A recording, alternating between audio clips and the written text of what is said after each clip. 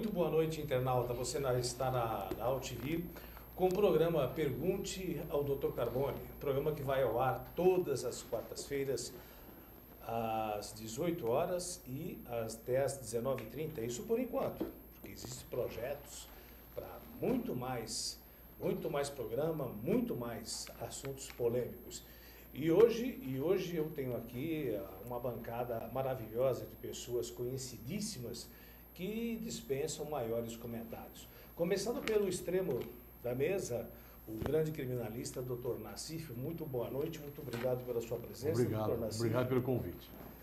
À direita do Dr. Nassif, nós também temos esse grande criminalista, Dr. De Paula. Boa noite, Dr. De Paula, muito obrigado pela sua presença. E obrigado pelo convite. E ele que é o ponta, ele que é o cabeça do programa, Dr. Ângelo Carbone. Boa noite, Dr. Carbone, tudo bem? Boa noite, estou muito feliz de estar aqui com vocês de novo aqui. Vamos à luta. Gente, nós vamos começar esse programa, Pergunte ao Dr. Carbone, com um tema que acaba de sair há poucos minutos. O Supremo Tribunal de Justiça Desportiva excluiu o Grêmio da Copa Brasil e ainda aplicou uma multa de R$54 mil, fato que o Grêmio diz que vai recorrer. E outro detalhe importante, a garota flagrada com a leitura labial indiscutível, chamando o goleiro Aranha do Santos Futebol Clube de macaco, além de ter sido excluída do seu trabalho, ela também teve a casa, pelo que me informa, apedrejada e tiveram que sair da casa, os familiares, em função do flagrante que, volto a repetir, a leitura labial não nega. Fora que ela está suspensa por 720 dias de frequentar qualquer estádio.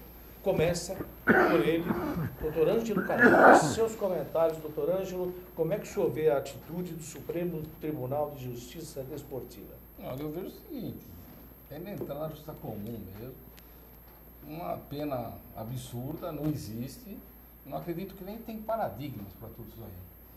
Eu entendo que o fato é muito sério mesmo, mas tem que ser processado pela justiça comum. Eles não podem pedir um time todo por uma pessoa só. E tem que levar em consideração o seguinte, e se alguém lá coloca uma camisa lá e vai lá no clube e começa a fazer bagunça? E se a outra time vai lá e quebra tudo? Eu estou achando muito estranho. Mas eu, de verdade, eu não aceito esse tipo de julgamento nem esse tribunal. Eu entendo bem, Haroldo e colegas, e na verdade, na justiça comum, o time vai virar essa situação, e se essa moça tiver o direito de defesa na justiça comum também, ela não vai ser penalizada dessa forma, não. Ela pode ser penalizada pelo crime que ela praticou, mas por isso não. Eu não acredito nisso. Doutor De Paula, como é que o senhor vê? Nós temos a segunda maior população negra do mundo, está aqui no Brasil. E, segundo levantamentos, o Brasil não só é homofóbico, como também o Brasil é racista, o brasileiro é racista. A pena que o STJD atribuiu ao Grêmio e também excluindo-o da Copa Brasil, como é que o senhor vê, na sua visão como cidadão, como homem, como criminalista, foi adequada ou o senhor discorda do Dr. Carbone? Como é que o senhor vê? Primeiramente, qualquer tipo de discriminação é passível de repúdio, qualquer um. Mas como o caso aqui está se falando de racismo, vamos falar sobre o racismo. Esse episódio não é exclusivo do Brasil, não é um privilégio do Brasil. Ocorre no mundo inteiro. Agora, esta punição, eu entendo que deveria ter, pelo menos, a ampla defesa e o contraditório contra ela. Entendo assim, para que ela possa exercitar o seu direito de defesa. O que me parece não foi dado a ela esse direito de defesa. Embora seja repugnante a conduta, a Constituição Federal diz que os acusados em geral terão direito à ampla defesa e o contraditório. Os acusados em geral. Então, deveria ter sido dada a ela esta oportunidade, o que me parece não foi. Quanto à exclusão do Grêmio, eu ainda tenho lá minhas dúvidas se realmente é uma punição adequada, porque não foi o Grêmio que praticou essa conduta, e sim uma torcedora. Banir o Grêmio desta competição me parece uma punição exagerada, exacerbada. Poderia se colocar no estatuto do torcedor, em alguma regulamentação, outro tipo de punição, né? Uma punição mediana. Não estou aqui concordando com o que ela disse. Não estou concordando. Ela disse que não. Mas, em termos de punição, a nível da nossa Carta Maior, deve-se sim ter uma ampla defesa e um contraditório. Essa foi a opinião do Dr. De Paula. Agora eu gostaria de também ouvir o criminalista Dr. Nassif e lembrá-lo de que nós tivemos aí a imagem da Patrícia chamando o goleiro Aranha de macaco. Mas eu gostaria de, antes do Dr. Nassif dar a sua opinião, de lembrar aos internautas e aos colegas aqui dessa tribuna de que a torcida do Grêmio também, nos 2 últimos jogos, sinalizou vários movimentos simulando um macaco. Aí minha pergunta para o Dr. Nassif. Dr. Nassif, segundo o Dr. De Paula, a Patrícia teria um amplo direito de defesa. Agora, com as imagens mostrando, Dr. Nassif, o torcedor do Grêmio, em conjunto, Dr. Carbone, imitando um macaco, como é que o senhor vê a decisão do Supremo Tribunal de Justiça Desportiva? Para você, internauta, que está sintonizando agora, o Grêmio foi excluído da Copa Brasil, vai arcar com uma multa de R$54 mil e a Patrícia, que foi flagrada chamando o goleiro Aranha de macaco, 720 dias sem poder entrar no estádio. A diretoria do Grêmio já disse que vai recorrer. Os comentários agora do Dr. Nassif.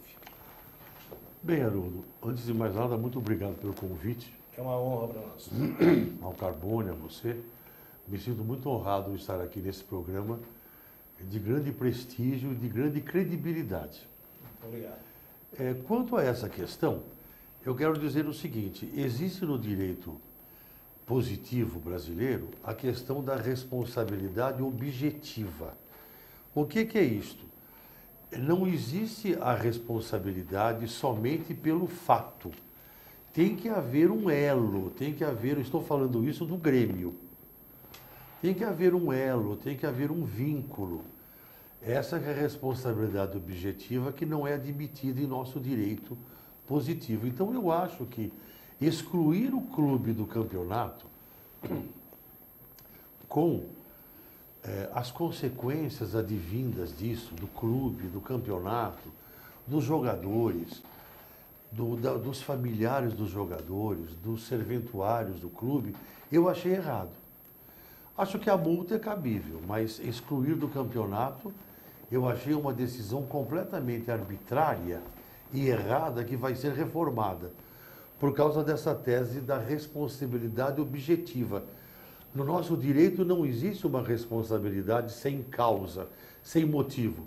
Os diretores do clube, Grêmio, desculpe, não incentivaram, não aprova que houve esse vínculo. Então eu sou contra o Grêmio ser banido do campeonato. Quanto à moça, eu entendo, assim como o De Paula, eu entendo que realmente ela vai a ser aberto um inquérito policial pelo crime de racismo, mas eu entendi que esse afastamento da moça do estádio por um tempo, por um ínterim tão grande, sem motivação, sem uma defesa, sem a ampla defesa, eu achei também errada. Essa é a minha opinião. Bom, só para concluir, eu também, apesar de estar aqui mediando, também como profissional, apesar de estar um pouquinho fora de peso, sou formado em educação física e também em psicologia, mas eu acho que também foi um pouco exagerado. Eu acho que a torcida, sim, poderia ser penalizada, porque não foi só a Patrícia, não, que chamou a boa parte da torcida do Grêmio, não estou generalizando, porque muita gente não concordou, mas simularam, sim, o comportamento de um macaco. Então, Então, eu acho que, na minha opinião, seria inclusive de bom tamanho os portões fechados, mas que o Grêmio continuasse na Copa Brasil e com os seus patrocinadores, porque, como bem os doutores aqui colocaram, quem é que vai sustentar essas famílias? Ok? Mas, mudando, porque nós temos aqui assuntos muito interessantes, temos aí novidades no caso Bernardo. Todos estão a par. É uma situação super delicada, há novidades e uma das principais novidades é que há a possibilidade do menino Bernardo ter sido enterrado ainda com vida. Isso é uma conjectura ainda, nada confirmado, o laudo necroscópico provavelmente vai confirmar isso. O menino Bernardo era ameaçado em casa, afirma a delegada doutora Caroline Bamberg Machado. O vídeo do celular do pai mostra que o garoto era maltratado por Leandro Boldrini e pela madrasta Graciele, acusada de matá-lo. Como é que os doutores encaram essa situação? Os doutores conseguem ver como um crime realmente triplamente qualificado, ou existe mais uma qualificadora? O inquérito foi mal feito, na opinião de vocês? Como é que as noções preliminares dessa situação? O que nós sabemos é que o pai está preso e a madrasta também. Doutor Nassif. Bem, a minha opinião sobre esse caso é muito clara.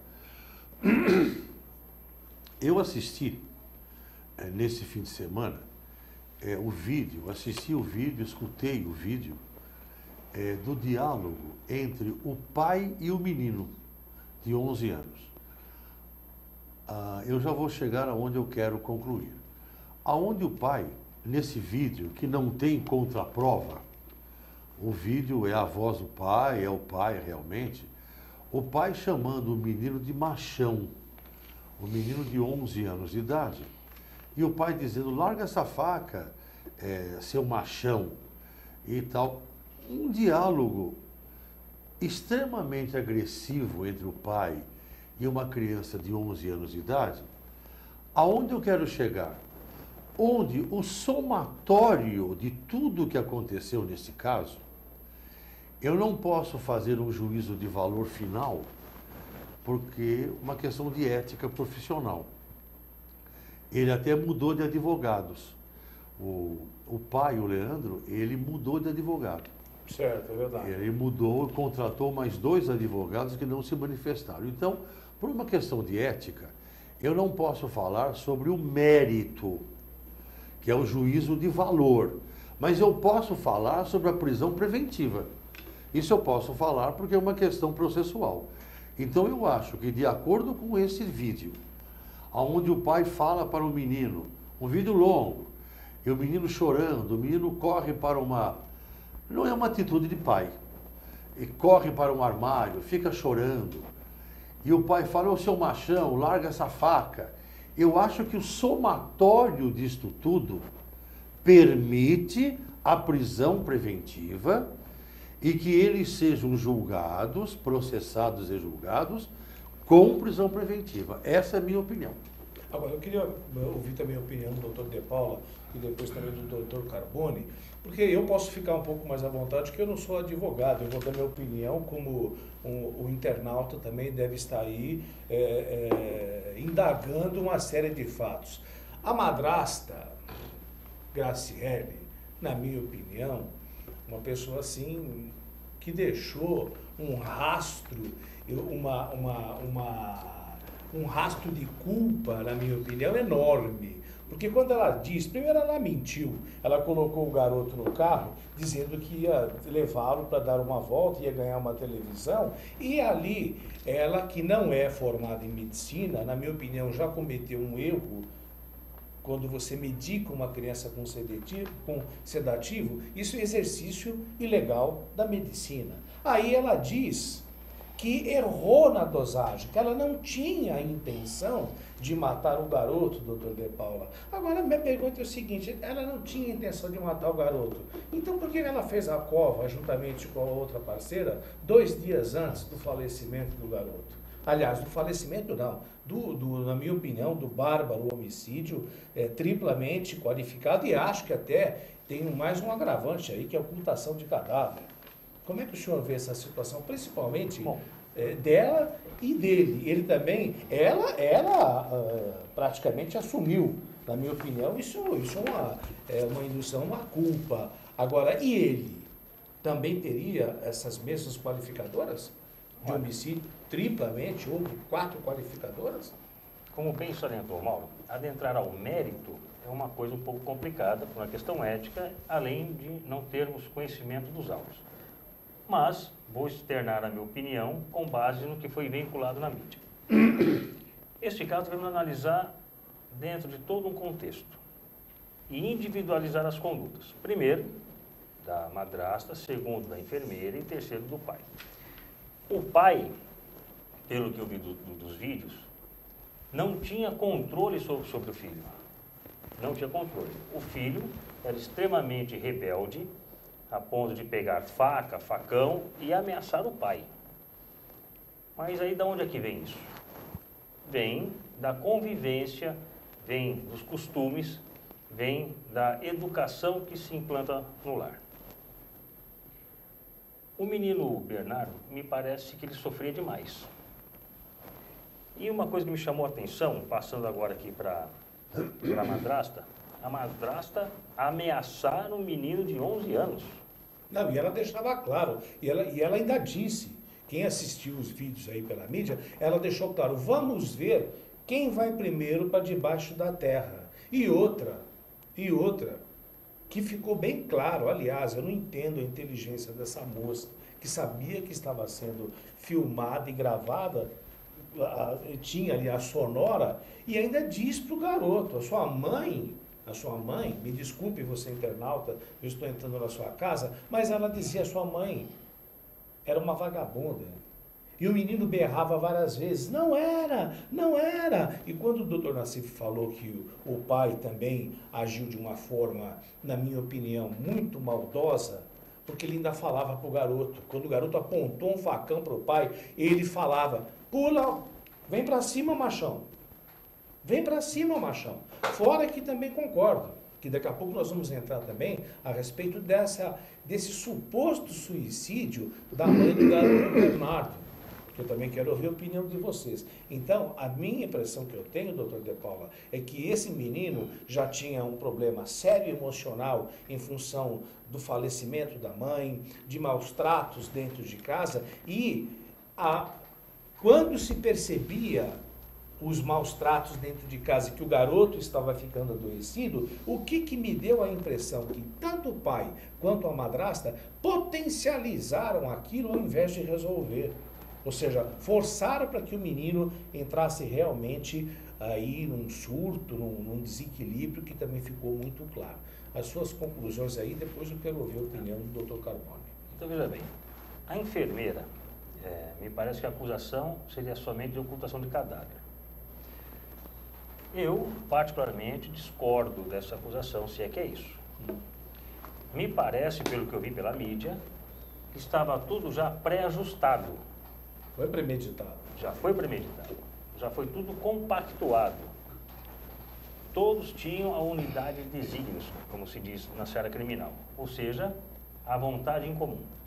Então, acredito, pelo que eu assisti, que a enfermeira já havia conversado previamente com a madrasta para e como seria feito o homicídio do Bernardo. Num primeiro momento, eu até tinha meus receios, tinha quase que certeza sobre a inocência do pai. Após a divulgação desses vídeos, que aliás a perícia recuperou, há um marco divisor, no caso Nardoni, o júri agora dá muita atenção aos laudos, e foi recuperado esses vídeos, mudei um pouco a minha concepção. Me parece que, no mínimo, o pai foi omisso quanto na vigilância do seu descendente. fora também as receitas, né? As receitas. Doutor De Paula, e também as ampolas que desapareceram, medicamento controlado. E esse fato, esse sumiço de medicamentos e receitas já assinadas, segundo o pai, teriam sido sumidas, teriam sido desaparecidas, teriam sido furtadas, apropriadas, segundo ele, de forma indevida, mas não registrou boletim de ocorrência, não tomou nenhuma providência para que amenizasse esta causa. Aliás, ficou 3 dias, depois que o garoto desapareceu, ficou 3 dias indo para algumas baladas, um comportamento completamente diferente de um pai que não está sabendo onde é que está o seu filho de 11 anos. Exatamente. Então, com essas provas, no júri, o promotor e o assistente de acusação irá adentrar a esses vídeos e irá explorar muito esses vídeos. Agora, você, na qualidade de psicólogo, talvez saiba melhor do que eu. Existe 2 tipos de tortura, o físico e o psíquico. No vídeo não mostra uma tortura física, mas mostra uma tortura brutal psicológica. Assédio moral. O assédio moral. Síndrome de alienação parental. Então, se essa criança tivesse sobrevivido, só Deus sabe como seria a sua personalidade no futuro.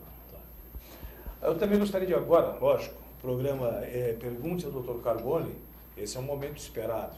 Eu também gostaria que, doutor Carbone, o senhor incluísse nas suas considerações aí do caso do Bernardo, o fato desse menino sozinho ter procurado a justiça. Ele entrou num fórum, o Estado também não negligenciou, quando não deu atenção suficiente. O Estado não deveria ter feito uma sindicância mais apurada, o sindicato não deveria, o Estado não deveria ter feito a apuração dos fatos e simplesmente ignorou, de certa forma, um pedido de socorro do garoto? A tendência, de verdade, é uma espécie de conciliação. Agora, a tendência lá, eles tentam fazer uma conciliação entre pai e filho, é normal, de início, assim, eles não imaginam não é normal uma criança procurar Mas justiça. espera aí, primeira coisa que eu divido do mestre Nassif aqui, eu acho que os pressupostos não permitem a manutenção da prisão preventiva do pai. Por que eu entendo assim? Ele tem domicílio fixo, não tem prova nenhuma que ele matou a criança. Da mesma forma, a gente está sabendo que ele estava no juizado da infância e da juventude. Você acha que ele ia ser louco de pegar e mandar matar o filho? A impressão que me dá para mim aqui é que ele pode se defender, ele pode se defender livre. Tanto que ele nunca saiu do distrito da culpa. E a gente tem casos muito mais sérios do que o dele aqui, certo? Não pela comoção social da criança em si, mas a impressão que eu tenho é que há a possibilidade de ele solto poder se defender. E existe até a possibilidade de ele conseguir se livrar dessa situação toda. Agora, com relação ao procedimento em si, é terrível por causa de uma criança. É sério isso daqui. Mas a gente nota que a criança foi reclamar na infância da juventude, teve audiência, o pai se propôs a solucionar o problema, e a gente percebe de verdade aqui que a madrasta, ela realmente, com todas essas gravações, tudo que ela demonstra aqui, é muito sério, ela tinha um ódio terrível. E vocês falaram bem. Eu entendo também, como o senhor, doutor Paulo, que aqueles dois programaram junto com a madrasta. Eles programaram o lugar, fizeram o buraco, foram lá, mataram a criança. Provavelmente essa criança foi enterrada viva, dado o ódio que eles tinham. É só ver o jeito dela falar, o psicólogo pode analisar mais. Ela tinha um ódio terrível.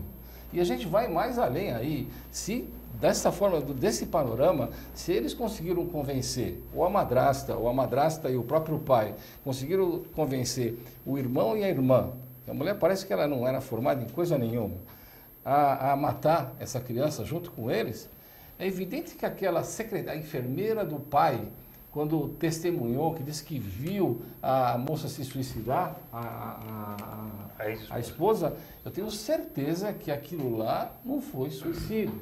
Ou senão eles induziram o suicídio. Da mesma forma que eles pressionaram a criança, que eles maltrataram, alienação parental para a criança, essa pressão deles todos nela, ou induziu a morte, ou senão eles mataram mesmo.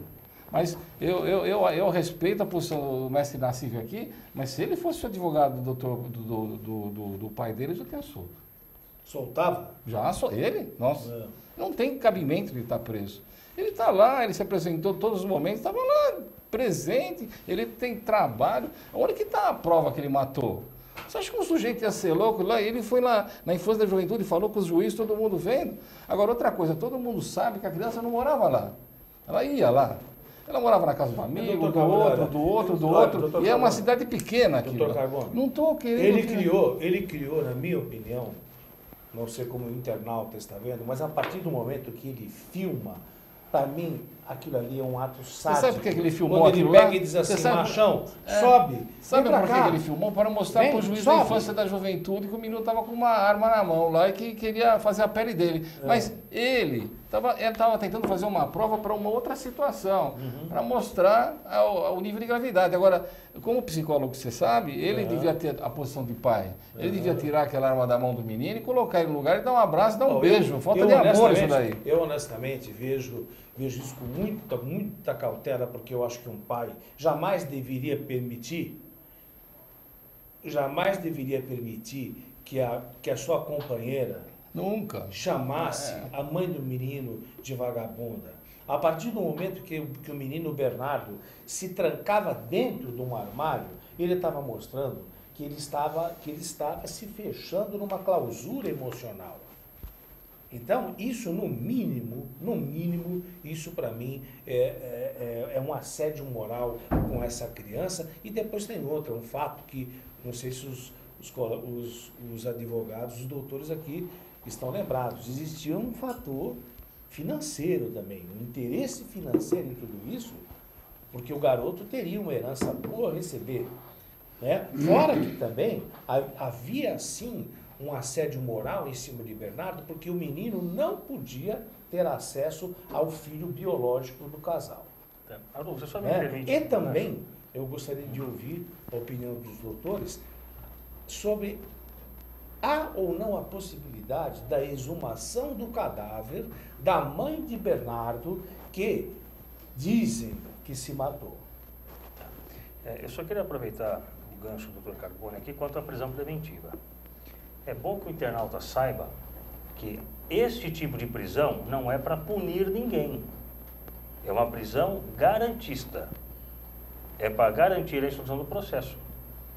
Ou seja, tem alguns requisitos, que não vem ao caso de ficar dizendo, mas tem alguns requisitos para a manutenção dessa prisão, que não é para punir. Muita gente acha, Haroldo, que esse tipo de prisão já é para punir de forma antecipada. E não é. A prisão para punir é somente após o trânsito em julgado, ou seja, quando a ação penal não couber mais recurso. Tá? Agora, quanto à exumação, é perfeitamente possível. O Código de Processo Penal autoriza, quando o inquérito ele é arquivado, ser reaberto quando surgir novas provas. É perfeitamente, juridicamente dizendo, perfeitamente possível. E acredito que até será. Doutor de Paula, por que tanta dificuldade para desarquivar um inquérito? A gente está vendo um monte de processos que eles arquivam, parece que são deuses. A gente não pode recorrer, não tem recurso. Não tem recurso. Normal. Não tem recurso. Mas o senhor acha justo isso daqui? Pô, você não tem dúvidas quanto à morte dela, agora a gente já não tem. Por que não desarquiva? Porque a delegada não quer? Olha aqui, o advogado da avó de Bernardo Boldrini, Marlon Taborda, vai pedir a reabertura das investigações sobre o suicídio da mãe da criança. Eu já pedi uma vez, da Haroldo. criança, Odilane, em 2010. O menino de 11 anos foi encontrado morto em uma cova em Frederico Westphalen, acho que alguma coisa assim, região noroeste do Rio Grande do Sul. Alguém quer fazer mais algum comentário a respeito disso? Nassibinho, fala aí, vai, Nassib. O que você acha disso daí? Não, eu prefiro que o De Paula continue no raciocínio dele. Então, veja bem, eu entendo que esse tipo de vídeo, essa prova que surgiu, é o suficiente para a reabertura do suposto suicídio.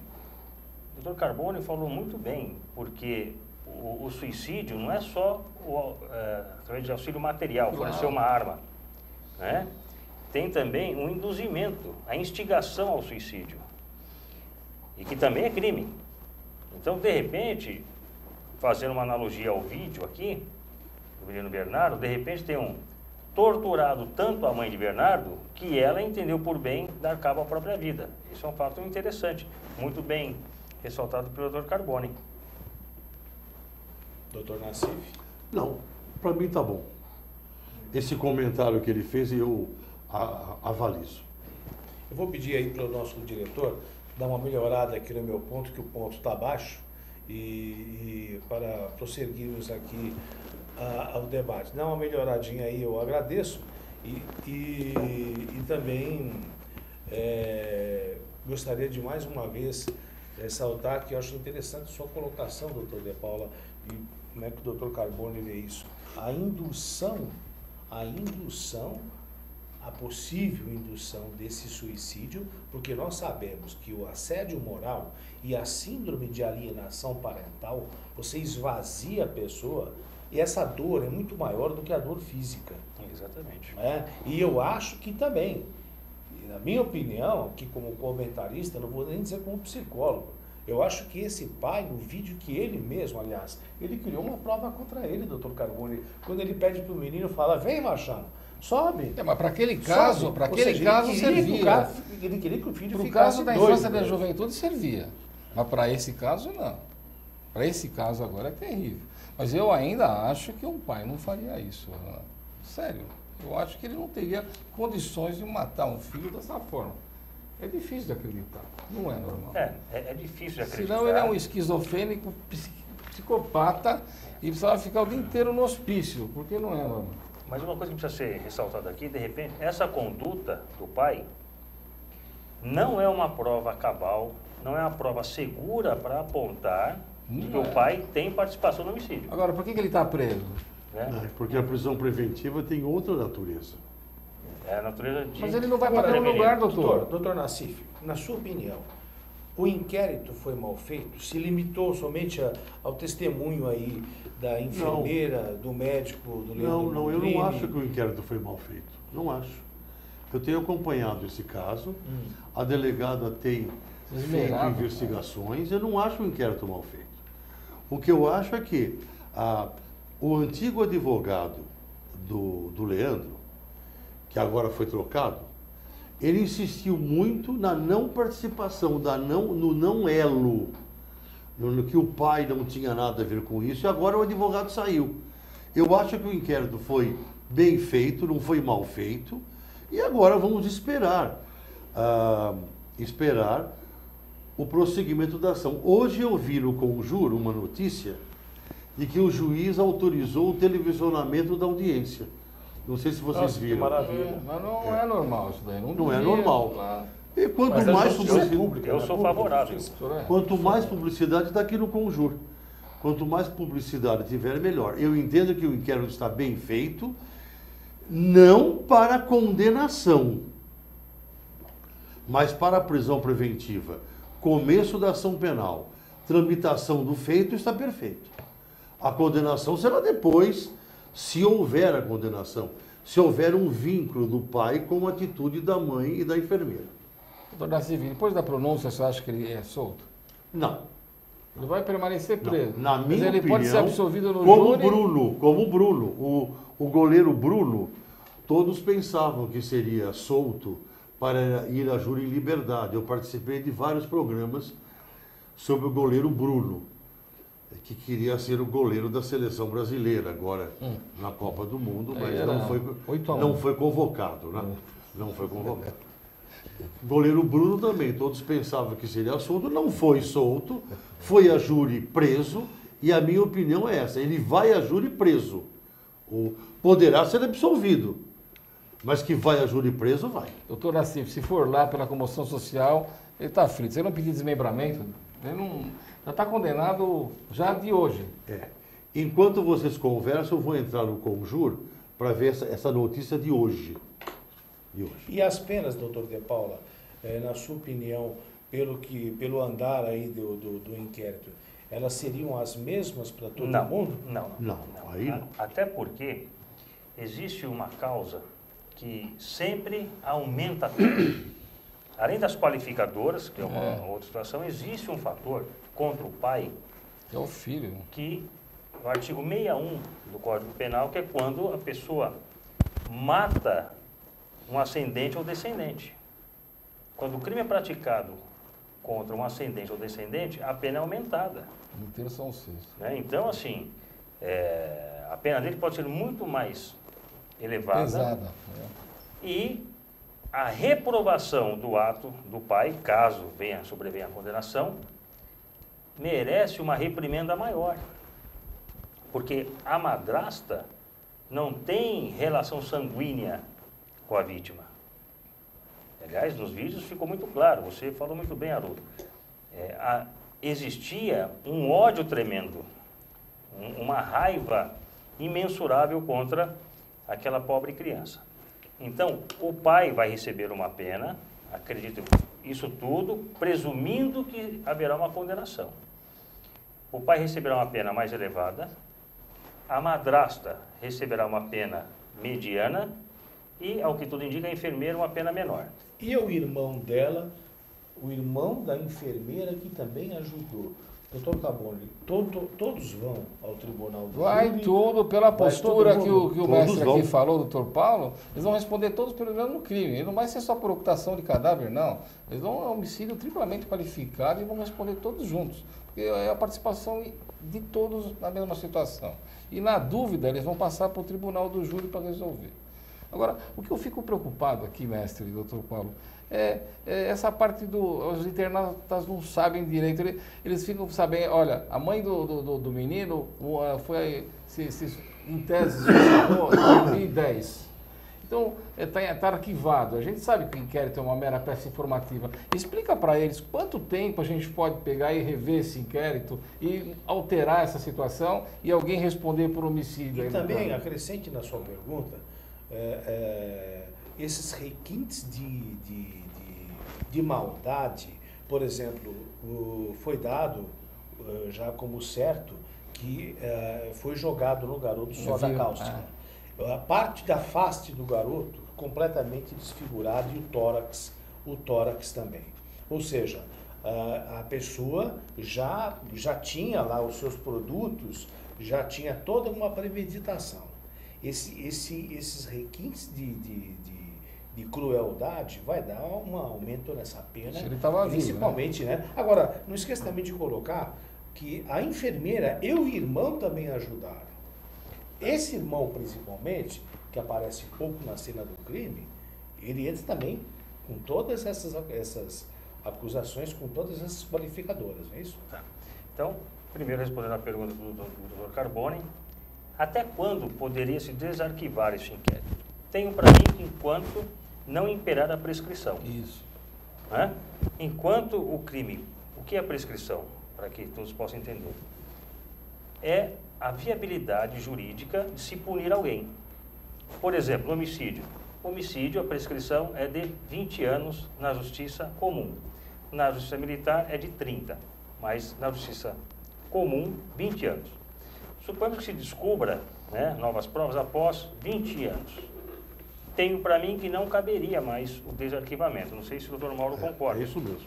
Mas tenho para mim que, enquanto não ocorrer a prescrição, pode-se instaurar o inquérito, reabrir o inquérito.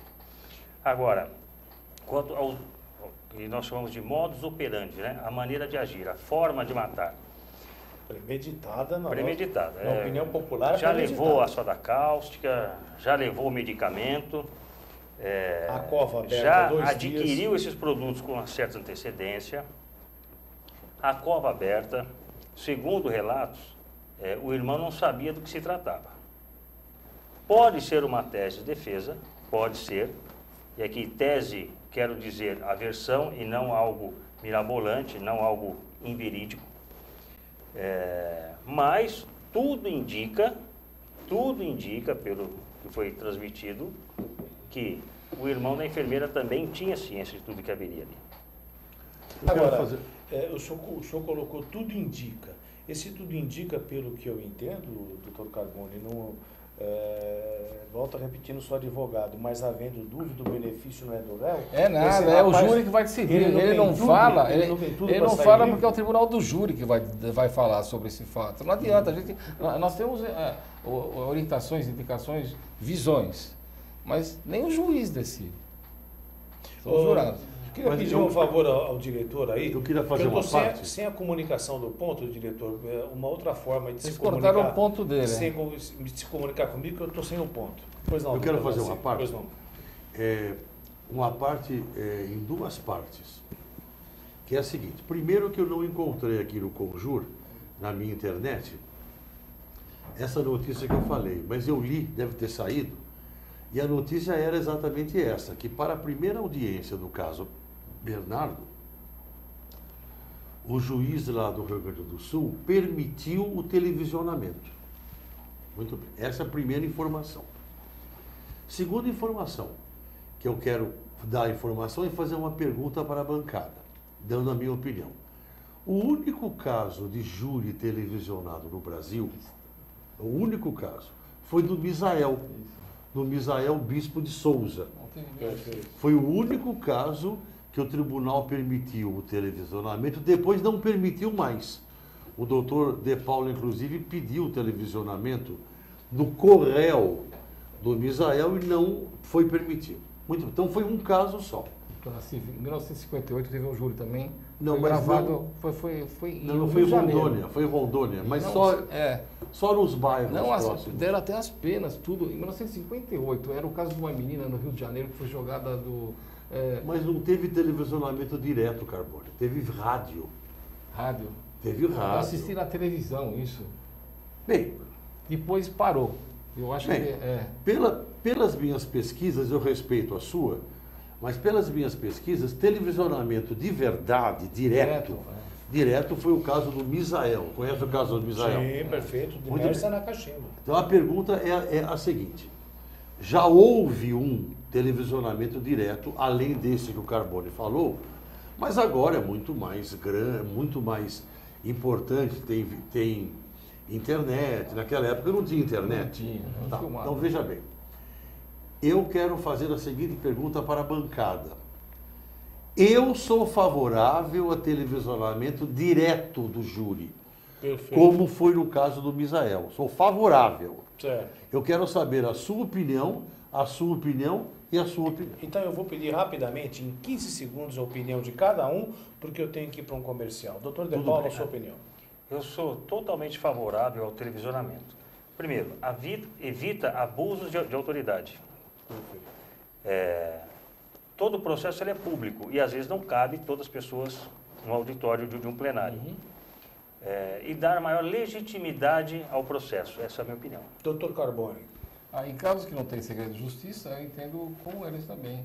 Deve ser aberto ao público pela transparência. AltV, você está no programa Não, a sua Pergunte opinião. ao doutor Carbone, totalmente favorável. A justiça é pública, totalmente favorável. Você está no programa Pergunte ao doutor Carbone aqui na AltV. A gente vai para um belo intervalo, não sai daí não, tem muito mais coisa interessante. Rapidinho nós já voltamos.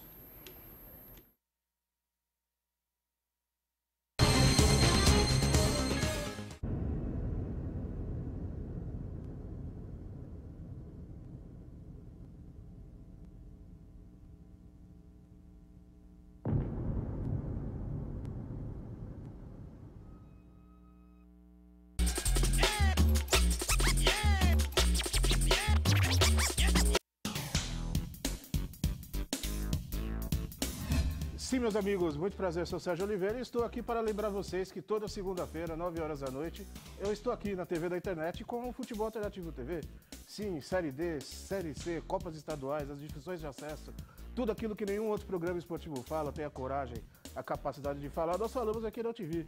Toda segunda, 9 horas da noite, só aqui na TV da internet.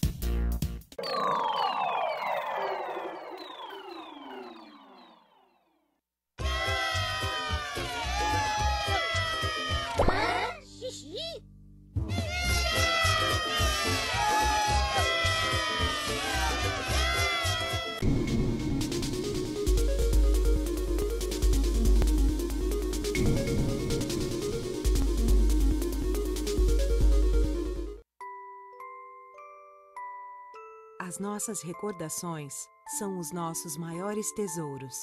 Carregamos durante toda a nossa vida. Manipular, distorcer ou implantar falsas memórias, além de ser uma violência, é crime. Somos responsáveis por esse tesouro. Não promova alienação parental.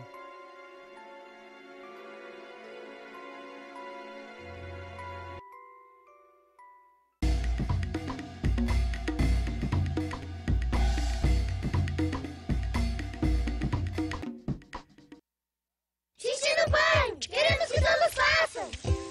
Homens, mulheres, crianças, brasileiros ou não, nobres, plebeus, músicos, desportistas, pessoas que são metade homem e metade monstro, coisas do além, lendas brasileiras, lendas gregas, pessoas boas, pessoas não tão boas, gênios da arte, gênios da ciência, trapezistas, amantes, pessoas de outros planetas, fenômenos do cinema. Enfim, se você faz xixi, tá convidado.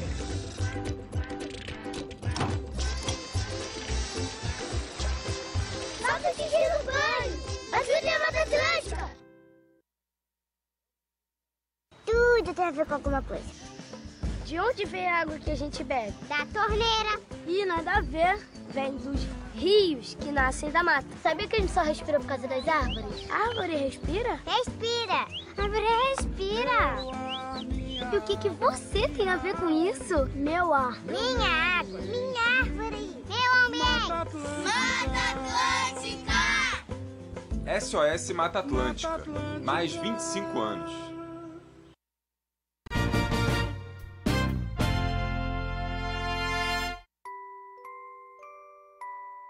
As nossas recordações são os nossos maiores tesouros.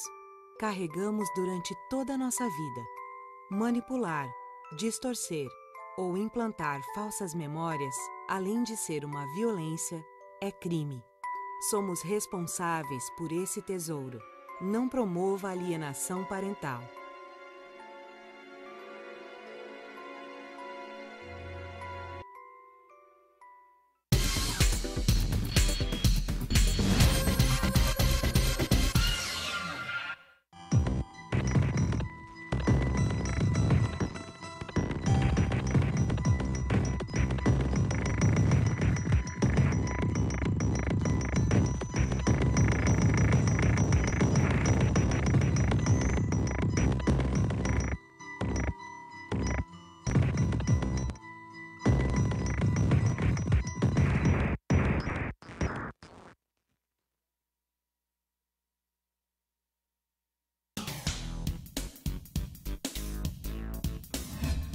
Eu sou Cláudio Longo. Eu, Paulo D'Angelo. E eu sou Tarso Gouveia.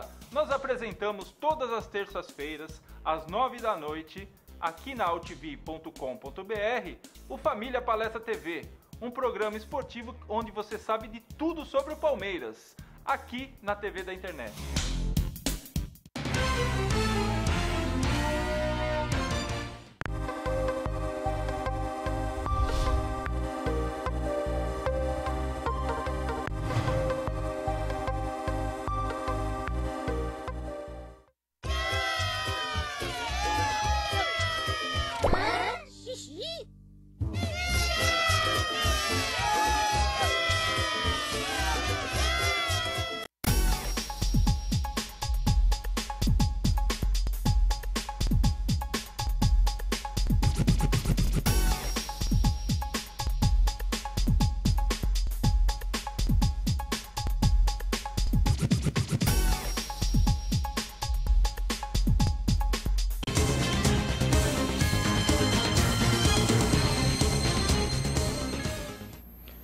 Estamos de volta ao TV com o programa Pergunte ao Dr. Carbone. E vocês perguntaram durante a semana,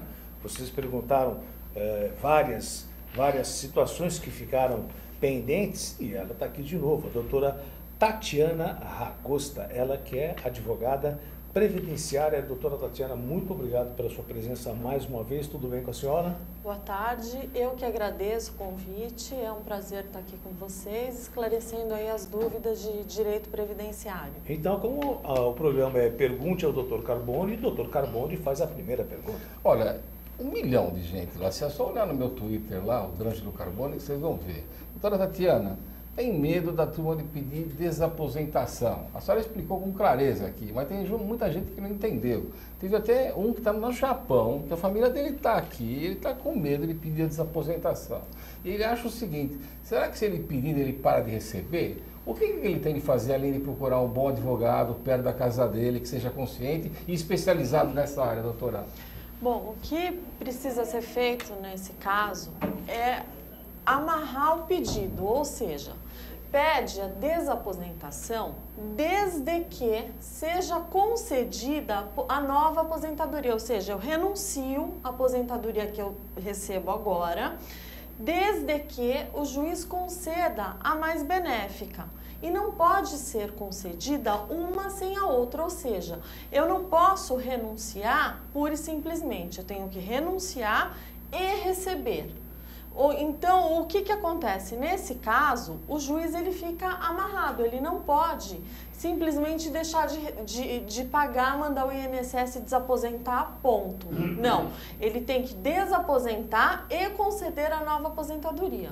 O que ocorre é, ou ele faz e concede a tutela e a pessoa no mesmo dia tem a renúncia e já tem o restabelecimento da nova aposentadoria, ou não é feito, o juiz pura e simplesmente não concede e a gente entra com recurso. Doutora, outra dúvida deles é o seguinte, pedido de desaposentação tem de continuar pagando?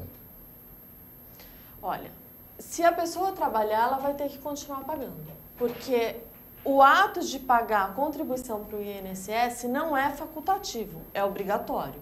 Então, se a pessoa parar de trabalhar hoje, pediu a desaposentação, parou de trabalhar, ok.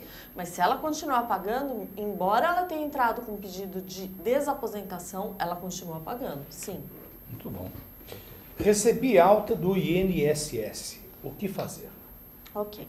Agora a gente já está falando de auxílio-doença. É muito comum o INSS, a pessoa está doente e chega uma cartinha da alta programada, ou seja, você está bom. Mas eu estou doente, eu estou aqui, eu não consigo... Não, você já está bom para o trabalho. Mas isso não tem, desculpe, não teria que passar antes por um perito para avaliar se ele está bom ou não? O certo é. Mas o que o INSS faz? Por exemplo, a pessoa quebrou o pé. Uma pessoa de 18 anos, ela leva 30 dias para restabelecer para o osso juntar, ela poder tirar o gesso. Perfeito. Só que eles levam em conta esses 30 dias para uma pessoa que tem 70 anos. E o que acaba acontecendo? Não fica bom nesse tempo. Ou um câncer em torno de 6 meses a pessoa tem alta. Não é assim que funciona. Então, qual é o meu conselho aqui? A pessoa juntar todos os laudos médicos, todos os exames. Para quê? Para ingressar no judiciário com pedido de auxílio-doença e aposentadoria por invalidez, porque muitas vezes a pessoa não se restabelece, e aí é o caso de aposentá-la. Doutor Carbone, mais alguma pergunta? Eu tenho uma dúvida. Digamos que a pessoa tem um crédito para receber na sentença, tá certo? Ok. Esse crédito é de origem, vai surgir um precatório, não vai? Precatório. Eu queria que você explicasse para eles qual que é a natureza desse precatório e qual é o prazo de pagamento, porque tem muita gente que fica esperando, fica achando que é 8, 10, 15 anos. Não. Então explique. O que acontece? O precatório, nós temos 2 tipos. Tem o RPV, que é requisição de pequeno valor, que é até 60 salários mínimos. E tem o precatório, que é acima de 60 salários mínimos. Então, o RPV, ele sai, o juiz já transitou em julgado, já foi feita a execução, já estabeleceu o valor. Em 3 meses a pessoa recebe esse valor. É o RPV. Agora, o precatório, quando ele é inscrito, vamos supor, os créditos transitou em julgado, já chegou nos cálculos, até 30 de junho, a pessoa de 2014 inscreveu até 30 de junho de 2014, a pessoa vai receber em 2015. Agora, este mês, inscreveu o crédito, a pessoa só vai receber em 2016. As minhas reclamações que eu tenho visto lá é que advogados dizem que esse precatório leva muitos anos e eles oferecem para comprar esse crédito da pessoa. E depois a pessoa nota lá, ou ela vai lá e descobre que isso daí é tudo uma falsidade. Qual seria o caso certo para uma situação dessa?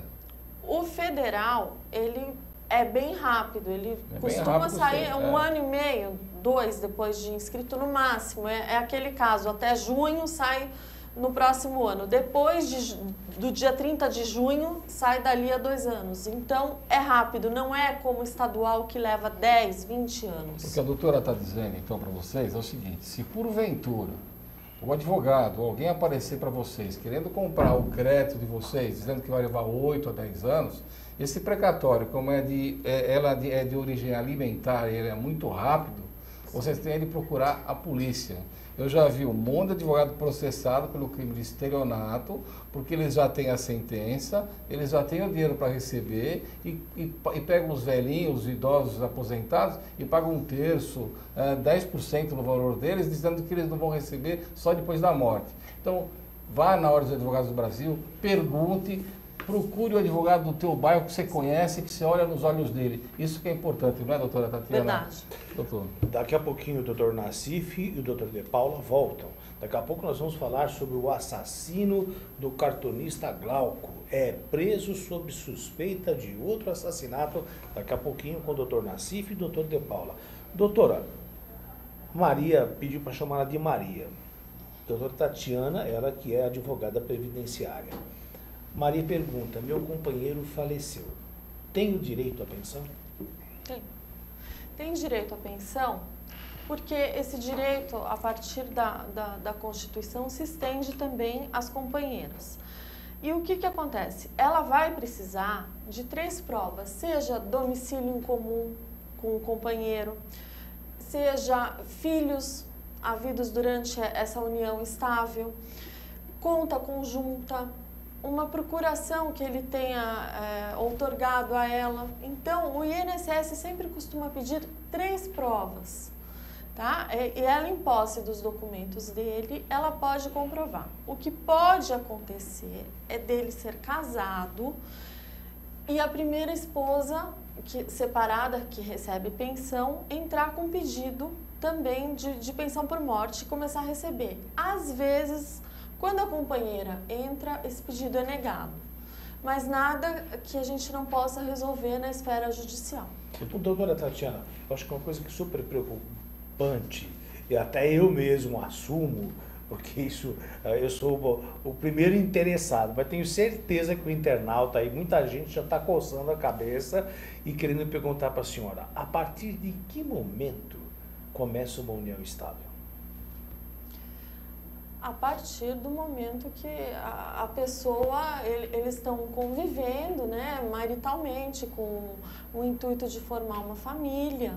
A partir desse momento começa. Mas, por exemplo, eu posso morar na minha casa e minha namorada morar na casa dela e nós temos uma vida em conjunto, temos um relacionamento. Isso isso também cai nesse tipo de... Já perante o INSS união já é um estável? Pouquinho mais complicado de comprovar uma situação dessas, porque eles querem o comprovante de mesmo domicílio até a data do óbito. Então não adianta eu comprovar que a pessoa tem o mesmo domicílio há 10 anos atrás. Sei. Porque eles vão negar o pedido de pensão por morte. Que o INSS, ele quer comprovar que realmente era aquela união familiar, porque senão é negado. Uma pergunta interessante aqui também. O portador de HIV, eu até colocaria mais uma situação, não só o portador de HIV, mas como a doença do século, a depressão. O portador de HIV e os deprimidos, eles têm direito à aposentadoria por invalidez? Tá, a gente tem 2 tipos de situação. O que acontece? O portador de HIV, depende do estado que ele se encontra, mas eu já tive casos de que a pessoa está bem, tá? Ela até teria condições de exercer algum tipo de trabalho, mas essa é uma incapacidade social. Por quê? Ninguém dá emprego para uma pessoa que é portadora de HIV. Existe um preconceito. Então, a pessoa acaba ela é excluída do mercado de trabalho. Então, muitas vezes, ela consegue a aposentadoria por invalidez por esse fato. Agora, um outro ponto são as pessoas que sofrem de depressão. Sim, Também tenho casos de pessoas que foram aposentadas pelo mal do século, como aquele caso da dona de casa que já tentou suicídio várias vezes, que não consegue mais trabalhar.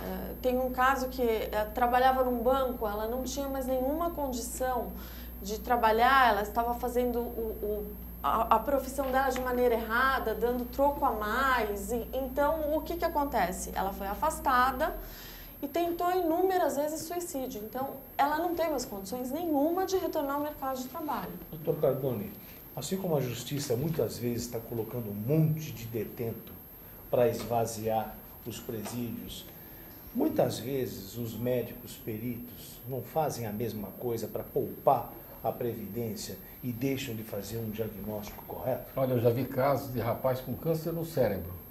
Eles dão alta. O rapaz não tem as mínimas condições de nada. Mudou o braço dele, está aqui, perdeu um pedaço do cérebro. Tem de ir lá e praticamente suplicar. É humilhatório. Não aceitam pareceres, não aceitam laudos. A impressão que dá é que eles estão falidos e eles não querem pagar ninguém. Mas, doutora, eu tenho uma pergunta para a senhora aqui, fantástica. O defunto, ele morreu, tá certo? E ele era casado e ele tinha a companheira dele também, uma amigona lá, né? E ele morre na casa dessa companheira. A pensão não é dividida entre os dois? Primeiro que azar, pelo amor de Deus. Não, mas acontece. Eu já vi, eu tenho um caso lá. Ele é casado, é um defunto malandrão, né? Ele é casado, tem a família dele, mas tem a companheira dele também. A companheira vai lá e pede. Tem julgados que dizem o seu quê? Sim. Sim, é possível. Então, olha, não é o fato de ele estar casado, não. Se ele ficar lá na tua casa, lá, e depois ele morre lá, ou ele está sempre lá, faça a prova que pelo menos metade você pega. Agora não fica quieto, não, senão você Exatamente. Exatamente. Aqui tem uma pergunta interessante que chegou também. O INSS aplicou o fator previdenciário na aposentadoria por idade, causando prejuízo. É possível pedir a revisão disso? É possível, sim, porque segundo o artigo 7º da Lei 9876, o INSS ele só pode aplicar o fator previdenciário na aposentadoria por idade se for para aumentar essa aposentadoria. Se for no caso de redução da aposentadoria, não é possível essa aplicação porque é ilegal. Então, cabe sim a revisão. Só lembrando que você está aqui na UTV com o programa Pergunte ao Dr. Carboni. Lembrando para você, internauta, o Grêmio está fora da Copa Brasil. Por enquanto, vai ter mandado de segurança isso aí, vai derrubar tudo. Isso vai dar um auê. Dr. Carboni, mais uma pergunta aí para a doutora Tatiana Ragosta a respeito... Olha, de verdade, doutora Ragosta, a senhora deixou tão claro aqui que a gente está sossegado, está tranquilo. Nós pedimos aos internautas para ligar e para perguntar. E a doutora sempre fala, procure um advogado da sua confiança. Se não souber, vai na OAB que eles vão apresentar um para você. Eu só gostaria de saber o seguinte, esses processos, a impressão que me dá é de que eles sempre não são tão rápidos assim, pelo menos é a impressão que todo mundo tem. Né? Então, o indivíduo, quando ele recebe esse documento, olha, você pode voltar a trabalhar, né? E ele não está em condições de trabalhar. Sim. Ele vai ter que sair correndo atrás para combater esse documento e provar o contrário. Isso. Como é que ele se mantém nesse período todo e, logicamente, que ele vai passar necessidades? Isso caberia uma ação? Sim. Isso a gente chama, o que acontece? A pessoa ela fica tem uma expressão que é conhecida no limbo previdenciário, ou seja, a empresa não aceita a pessoa de volta, o INSS não concede auxílio-doença, então ela não sabe para que lado correr. E aí o que é aconselhável numa situação dessa? Ingressar com uma ação, né, pedindo auxílio-doença com pedido de tutela antecipada, mostrando para o juiz, tirando, muitas vezes eu já consegui a tutela, tirando foto do estado da pessoa. Mas, doutora, a conta de luz, a conta de água, não vai esperar. Haroldo, eu vou responder para você. Eles querem que morra mesmo para não pagar. É tranquilo, que morra de fome, que se dane. Pagou 30 anos aí, é problema dele. É assim mesmo que é a vida. Porque eu tenho a impressão que quando chega numa situação dessa, principalmente, por exemplo, um deprimido, né, em que a situação dele já é desconfortável, e ele recebe essa intimação, você está pronto para trabalhar, e ele não tem condições. E ainda tem, por exemplo, basta ter a conta de luz e de água cortada.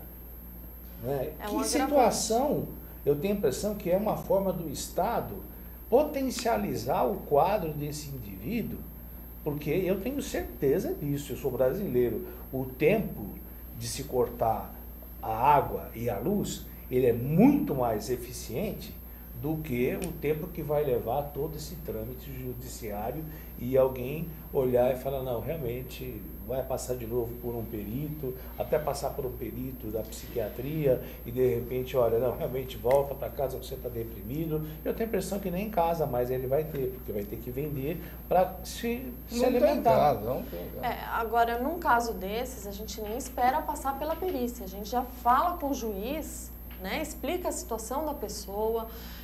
E o que pede? Pede a tutela antecipada. Porque até ser feita a perícia, pelo sim, pelo não, concede-se a tutela e aí depois discute. Eu vou fazer uma pergunta que pode ser até ingênua da minha parte. Okay. Isso caberia àqueles casos em que, por exemplo, assim, chega esse documento na quinta-feira e eu tenho que me apresentar, mas eu imediatamente já solicitar aquele juiz de plantão no final de semana? Você pode fazer isso? Pode, não... Agora... Acho que é um juiz provisório, não sei como é que se chama isso. É o juiz de plantão, né? Só que acaba, o que acontece? Você até pode solicitar, mas dá para esperar até segunda-feira, vamos supor. Então, se acaba preferindo, esses casos a gente utiliza mais para aquela pessoa que precisa tomar antibiótico, já aconteceu isso. E o Estado negar o antibiótico, a pessoa estava correndo risco de amputar a perna. Aí sim justifica e no final de semana pedir a...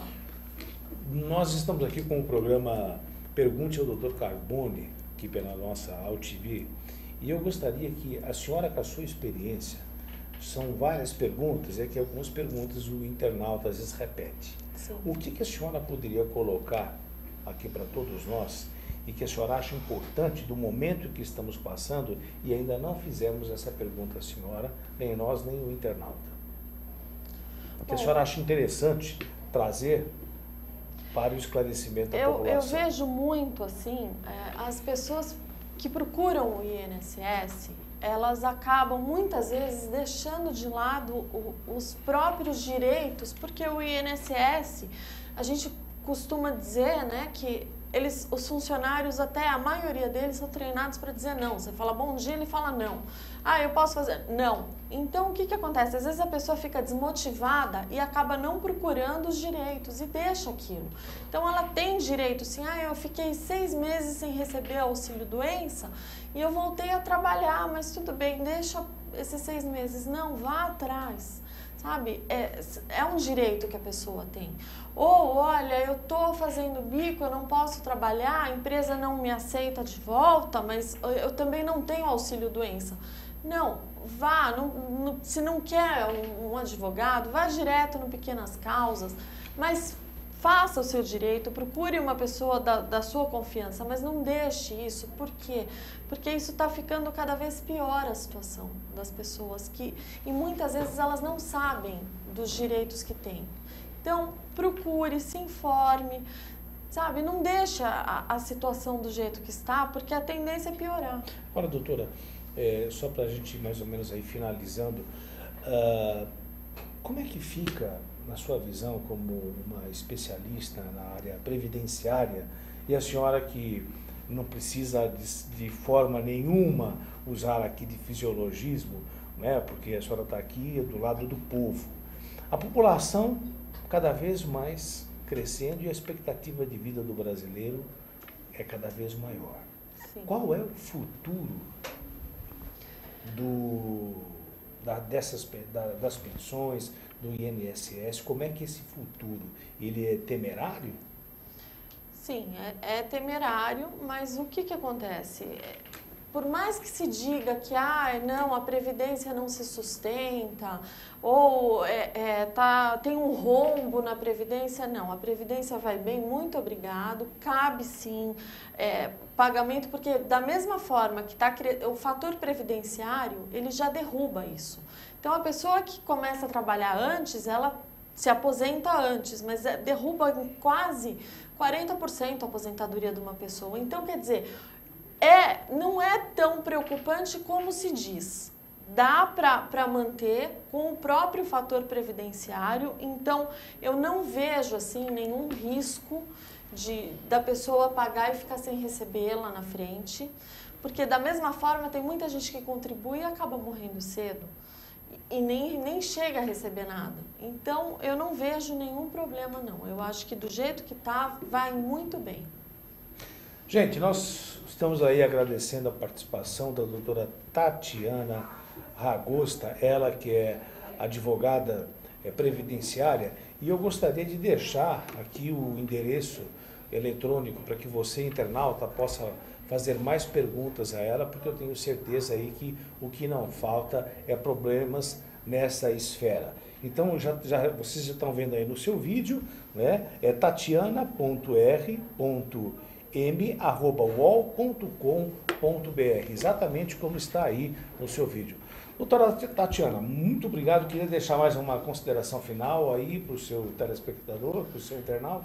Eu agradeço muito as perguntas, a participação aqui no programa, e o que vocês precisarem é só mandar o e-mail, que eu estou aqui para isso, eu estou à disposição de vocês para esclarecer qualquer dúvida. Parabéns, muito obrigada. Tatiana. Muito bem. Assassino do cartunista Glauco é preso e suspeito de ter cometido outro assassinato. De novo, hein? Isso porque a justiça soltou ele porque ele é louco. A justiça acertou?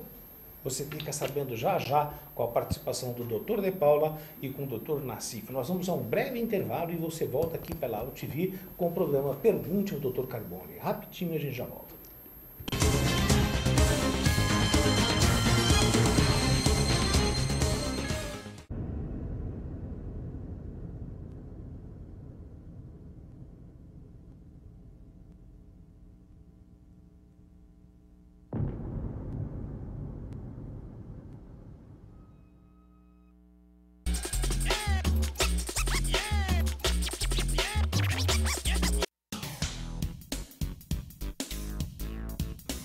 Sim, meus amigos, muito prazer, eu sou Sérgio Oliveira e estou aqui para lembrar vocês que toda segunda-feira, 9 horas da noite, eu estou aqui na TV da internet com o Futebol Alternativo TV.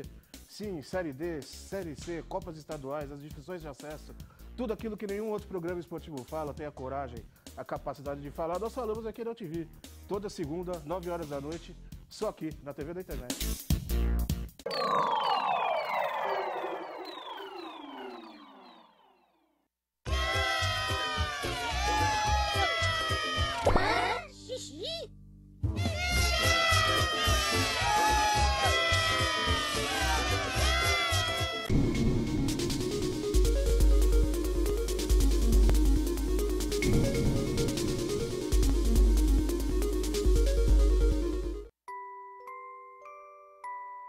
As nossas recordações são os nossos maiores tesouros. Carregamos durante toda a nossa vida. Manipular, distorcer ou implantar falsas memórias, além de ser uma violência, é crime. Somos responsáveis por esse tesouro. Não promova alienação parental.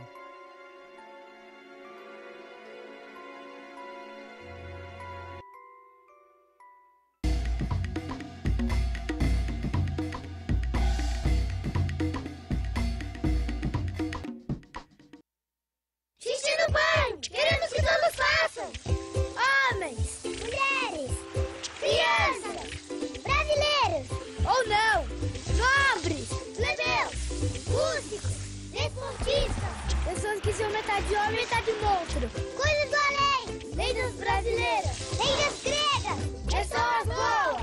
Pessoas não tão boas. Gênios da arte. Gênios da ciência. Trapezistas. Amantes. Pessoas de outros planetas. Fenômenos do no cinema. Enfim, se você faz xixi, tá convidado.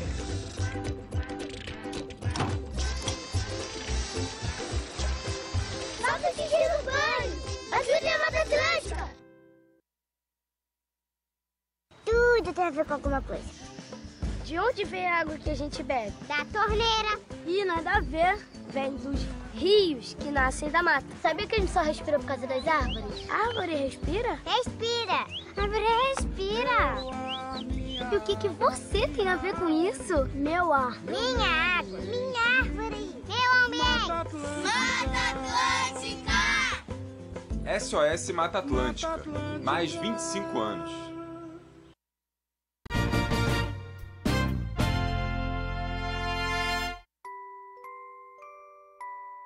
As nossas recordações são os nossos maiores tesouros. Carregamos durante toda a nossa vida. Manipular, distorcer ou implantar falsas memórias, além de ser uma violência, é crime. Somos responsáveis por esse tesouro. Não promova alienação parental.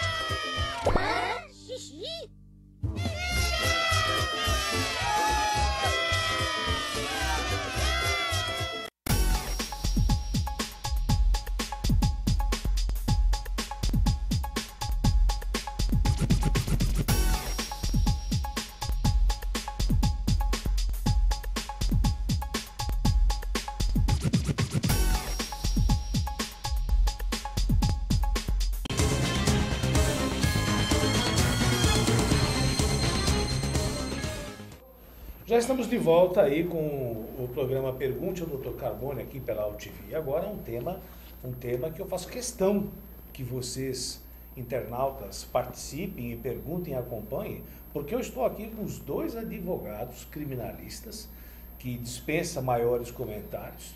Outro também aqui, que é o mentor do programa, o Dr. Ângelo Carbone, e principalmente o Dr. Nassif e o Dr. De Paula conseguiram derrubar a pena de Sandro Dota, o assassino confesso de Bianca Consoli, de 31 para 24 anos.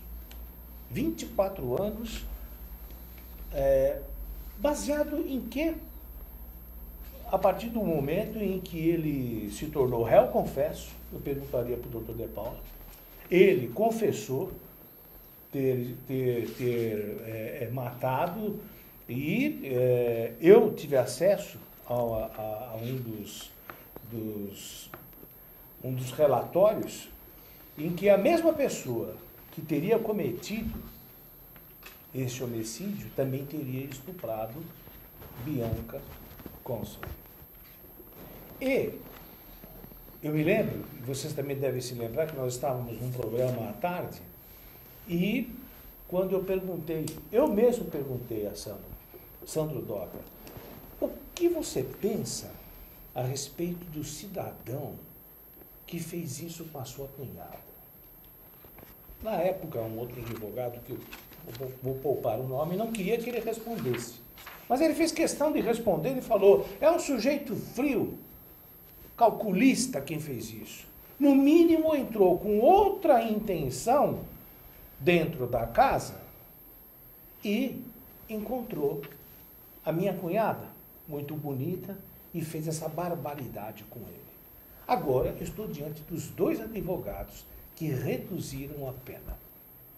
Primeiro eu gostaria da explicação e depois, o senhor não fica um pouco preocupado com a reação do povo? Porque foi um crime que mexeu demais com a população.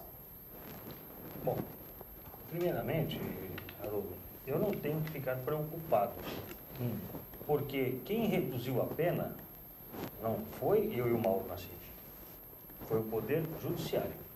A defesa apenas pleiteou. E como é que se diminuiu a pena em 7 anos? Quando do júri, quando da condenação, você bem ressaltou, ele é confesso quanto ao crime de homicídio. Quanto ao crime de homicídio, não há negativa de autoria. Não há tese de negativa de autoria. Ao contrário, é confissão. Mas o laudo também mostra que ela foi estuprada. Então, o laudo, eu não posso falar muito sobre esse aspecto porque tem segredo de justiça. Mas como isso já foi vinculado várias vezes, eu vou dizer o seguinte. O laudo ele é inconclusivo. O laudo ele é inconclusivo. Houve fatores lá no plenário que a perita afirmou que não pode afirmar que houve estupro. Eu só não posso adentrar muito no mérito de prova em razão do sigilo. Mas, na apelação que eu e o Mauro Nassif fizemos, nós fizemos 3 pedidos. 3 pedidos. O primeiro, o afastamento do crime de estupro pela decadência, que eu já vou explicar. Pedimos a redução da pena de homicídio porque entendemos ela exagerada. E pedimos um novo júri porque os jurados julgaram manifestamente contrária à prova dos autos no que diz respeito às qualificadoras. Não, doutor, desculpe, eu sou obrigado a interromper novamente, porque eu me colocando na posição do internauta, me assusta essa redução a partir do momento que se sabe que a menina lutou para sobreviver. Quem viu o quarto de Bianca Consoli percebe que ali houve luta corporal, porque até vidro quebrado tinha. Essa menina implorou pela vida e o sujeito foi com requintes de crueldade, ele não teve piedade da vítima, não deu oportunidade de defesa e por motivo pífio. Como é que se explica essa redução? E honestamente, doutor De Paula, eu gosto muito, admiro muito o senhor. Obrigado. Admiro mesmo, doutor Nassif também. Mas, desculpe, isso me choca. Então, eu vou explicar o que o próprio desembargador, relator, falou para reduzir a pena quanto ao crime de homicídio. Ele diz o seguinte, que todas essas circunstâncias, essa frieza, essa conduta, essa maldade que foi perpetrada contra a Bianca quanto ao homicídio, já estão computadas nas qualificadoras. Para quem não sabe, que está assistindo, qualificadoras são circunstâncias que nós chamamos de qualificar o crime, ou seja, a pena é maior. No homicídio qualificado, a pena começa em 12 anos. A pena mínima de homicídio qualificado é de 12 anos. E a pena dele ficou em 16 anos no homicídio. Então, segundo o entendimento do doutor desembargador relator, ele já sopesou todas essas circunstâncias na qualificadora. E ele entendeu que seria ilegal elevar a pena acima de 16 anos. Porque senão estaria apreciando essa conduta dele por 2 vezes. Bis in idem. E o que ocorre é o bis in idem. Eu queria ouvir o doutor Nassif, mas daqui a pouco vocês vão ouvir também a opinião mas do Haroldo, doutor Carbone. Bravo. A função deles aqui é dossometria de pena. Não, depois eu quero que o senhor diga a respeito da cartilha que o senhor tem a respeito de violência contra as mulheres, porque eu tô achando isso muito, mas não é muito culpa deles, não. O advogado outra, não é só para absolver, é para dar a pena certa. Ele já não era mais réu primário. Doutor Nassif. Não. Ele era réu tecnicamente primário. Já tinha passado o tempo da reincidência. Ele era primário. Voltou. Eu apenas quero salientar que ele foi condenado. É isso. Então, assim, não foi afastado, o tribunal não afastou o crime de estupro. Não afastou. Ele ainda continua condenado no crime de estupro. Porém, de uma forma ilegal. Não vou nem aqui dizer quanto se fez ou se não fez, se o laudo é conclusivo ou inconclusivo, a questão não é essa. A questão é a seguinte: segundo o artigo 225 do Código Penal, diz o seguinte, que esse tipo de crime praticado, o qual o Sandro está sendo imputado, o crime de estupro, só se processa mediante uma representação criminal. O que é isso? A família da vítima deveria ter feito, ido até a autoridade policial ou no Poder Judiciário e ter dito o seguinte: quero representar Sandro Dota pelo crime de estupro. É uma questão legal, é uma exigência legal. E aí eu pergunto, houve esta representação criminal? Não houve. Bom, quem comeu bola aí então foi o advogado. Não, o Ministério Público não fez. Porque Pela morte. O nome já diz, Instituto Médico Legal. O laudo é feito por um perito. E eu me lembro que o perito que fez esse laudo, ele deixou bem claro, a mesma pessoa Mas ele que está matou... falando diferente. Ele está falando diferente. A família, cabia a família pedir fazer esse pedido. E a família não pode pedir? Não, porque tem Acabou o prazo decadencial, ou seja, perde o direito de ação num período de 6 meses. A família não fez essa representação. Se permite uma parte, inclusive o crime de estupro foi aditado muito tempo depois. Foi aditado veio posteriormente. o homicídio depois que veio o estupro. Então, veja bem, o Ministério Público não pode processar alguém nos moldes deste crime do Sandro Dota, pelo menos está sendo imputado, sem a representação do pai, mãe, irmão e irmã. É proibido, não pode. E aí, então, a acusação, doutor Medina, ele levantou a súmula 608 do Supremo, que diz o seguinte, que os crimes de estupro praticados com violência real, a ação é pública incondicionada, ou seja, não precisaria dessa representação criminal. Só que ocorre o seguinte, aluno, esta súmula é de 1984. 1984. Com o advento da nova lei 12.015 de 2009, que retratou o crime contra a dignidade sexual, inclusive estupro, diz lá que só se processa mediante representação. Só há 2 hipóteses, segundo o artigo 225, parágrafo único, que não precisa de representação. Somente 2 hipóteses, sendo ela o vulnerável, aquela pessoa que não tem um pleno discernimento, não consegue discernir se aquilo é certo ou errado, esse é o vulnerável, e o menor de 18 anos. Bianca não era nem vulnerável e nem menor de 18 anos. Então a questão aqui não é nem se ele praticou ou não, o laudo se diz que não. A questão aqui é uma questão processual. O Ministério Público não tem poderes para processar alguém sem a representação criminal. Agora, eu vejo como brasileiro isso lamentável, porque eu tive acesso, eu li o documento, estava num programa à tarde, e inclusive com detalhes. Os detalhes da penetração que não havia a menor dúvida. A verdade é que Bianca foi, sim, estuprada. Agora, é lamentável ouvir dos doutores aqui, lógico, entendo, estão fazendo o trabalho deles. Doutor Carbone, como é que viu? O senhor que defende Antes do Carbone, a violência, pois não. Posso fazer uma parte e fazer uma pergunta a você, pois não, que é psicólogo? Posso fazer? Claro, é um prazer, né? Eu quero fazer uma pergunta para você. É nosso aqui, doutor. Queria fazer uma pergunta para você. Você acreditou no Sandro Dota quando ele negava o homicídio? Acreditei. Na primeira vez, eu acreditei. Ele falou, aliás, fez uma pergunta, eu vou lhe responder. Uma das principais características de uma pessoa com transtorno de personalidade é a capacidade de dissimular. E o Sandro Dota, ele dizia de forma clara, não fui eu, e outra coisa, quem fez isso é maldoso e é perverso. E outra, que eu achei, na minha opinião, uma bola na trave do advogado de defesa dele, porque no dia que eu estava com ele nesse programa, ele estava como testemunha. E eu nunca vi uma testemunha levar um advogado. Para quê? Levar um advogado se você está como testemunha. Isso, para mim, foi uma presunção de culpa. Uma presunção de culpa. De medo. Obrigado.